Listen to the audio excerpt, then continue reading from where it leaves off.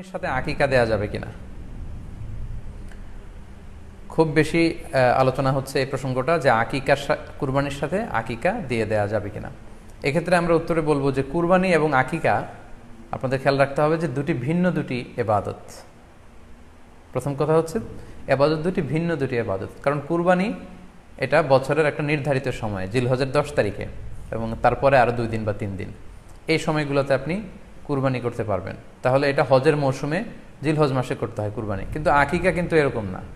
আকিকাটা যে কোনো মাসে হতে পারে।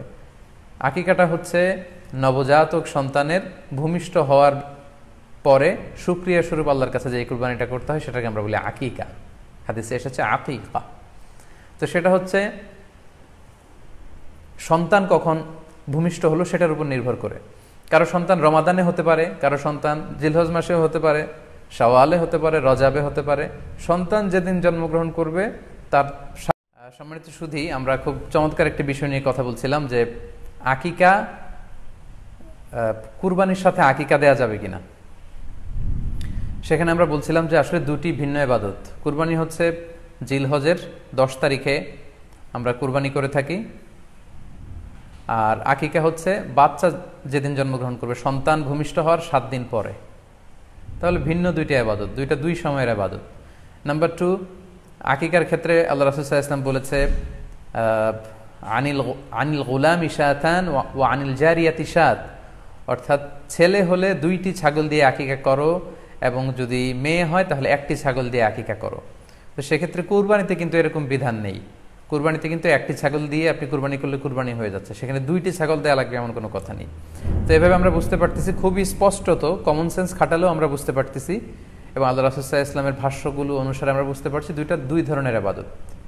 যদিও এই 2 ইবাদতে কিছুটা মিল আছে, কিন্তু দুইটা 2 সময়ের ইবাদত, দুইটা আলাদা, দুটি উপলক্ষ, দুইটার আলাদা নির্ধারিত সময় রয়েছে। যেমন আকিকার ক্ষেত্রে সুন্নাহ হচ্ছে বাচ্চা যেদিন জন্মগ্রহণ করবে তার 7ম দিন শেষে 7 দিন পরে আপনি আকিকা করবেন। আল্লাহ রাসূল সাল্লাল্লাহু আলাইহি ওয়াসাল্লাম বলেছেন কুল্লু গুলামিন মুরতাহানুন বিআকিকাতিহি তুযবাহু আনহু ইয়াওমা সাবিহি, প্রত্যেক সন্তানের আকিকা দিতে হয় তার 7ম দিনে। ওয়া ইউহলাকু ওয়া ইউসাম্মা, এবং 7ম দিনে মাথার চুল ফেলে দিতে হয়, তার সুন্দর একটি নাম রাখতে হয়। তাহলে আকিকার বিধান হচ্ছে সম্মানিত সুধী সন্তান জন্মগ্রহণ করার 7 দিন পরে। আমরা বুঝতে পারলাম আল্লাহ রাসূল সাল্লাল্লাহু আলাইহি ওয়াসাল্লামের ভাষ্য অনুযায়ী, কথা অনুযায়ী, কওল অনুযায়ী।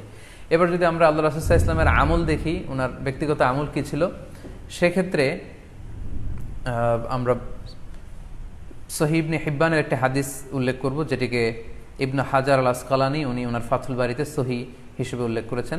আয়েশা রাদিয়াল্লাহু তাআলা আনহার বর্ণনা, তিনি বলেন যে আক্কা রাসূলুল্লাহ সাল্লাল্লাহু আলাইহি ওয়াসাল্লাম আনিল হাসানি ওয়াল হুসাইনি ইয়াউমা সাবিঈ ওয়া সাম্মাহুমা। আল্লাহ রাসূল সাল্লাল্লাহু আলাইহি ওয়াসাল্লাম নিজে ওনার দৌহিত্র অর্থাৎ ওনার নাতি হাসান এবং হুসাইনের আকিকা নিজে করেছেন 7ম দিনে, এবং 7ম দিনে তাদের নাম রেখেছেন। একজনের নাম রেখেছেন হাসান, আরেকজনের নাম হুসাইন। অর্থাৎ হাসান রাদিয়াল্লাহু আগে জন্মগ্রহণ করেছিলেন, ওনার চেয়ে ছোট ছিল হুসাইন, উনি পরে জন্মগ্রহণ করেছেন।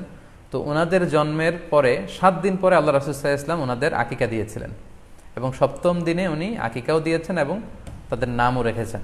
তাহলে আল্লাহ রাসূল সাল্লাল্লাহু আলাইহি ওয়াসাল্লামের কওলি হাদিস, ওনার ভাষ্যমতে আমরা জানলাম উনি বলেছেন 7ম দিনে আকিকা দিতে হয়, এবং ওনার ব্যক্তিগত আমল থেকে আমরা জানতে পারলাম যে উনি ওনার 2 নাতির আকিকা দিয়েছেন 7ম দিনে এবং নাম রেখেছেন। তাহলে এ থেকে আমরা সুস্পষ্ট বুঝতে পারি যে আকিকা দিতে হয় সন্তান জন্মগ্রহণ করার 7 দিন পর, 7ম দিনে। যদিও তবারানিতে আরেকটি হাদিস এসেছে যেখানে বলা হয়েছে যে আকিকা 7ম দিনেও দেয়া যায়, 14তম দিনে দেয়া যায়, 21তম দিনে দেয়া যায়। যদি 7ম দিনে কেউ দিতে না পারে কোনো কারণে, তাহলে 14তম দিন, না পারলে 21তম দিন। তাহলে সুস্পষ্টভাবে উল্লেখ আছে যে আকিকার সময়সীমা 7ম দিনের কথা আমাদেরকে বলা হয়েছে। তো সেক্ষেত্রে আপনার সন্তান জন্মগ্রহণ করলে আপনি শুকরিয়া স্বরূপ কুরবানি করবেন, আত্মীয় স্বজনকে খাওয়াবেন, আকিকার গোশত নিজেরাও খাবেন। তো এটা যদি আপনি কুরবানির জন্য রেখে দেন তাহলে তো সন্তান দুনিয়াতে আসার এই আনন্দটা থাকে না। একজন যখন সন্তান পায় সে কেমন যেন আকাশের চাঁদ হাতে পায়। তো তখন তার 7 দিনের মধ্যে যে আনন্দটা থাকে, ওই দিন তার নাম রাখা হবে, আত্মীয় স্বজনরা আসবে, বাচ্চাকে দেখবে, দোয়া করবে, তখন আকিকা করে গোশত নিজে খাবেন, আত্মীয়দের খাওয়াবেন, পাড়া প্রতিবেশীদেরকে দিবেন। এটা হচ্ছে সন্তান ভূমিষ্ঠ হওয়ার উপলক্ষকে কেন্দ্র করে এই আকিকা।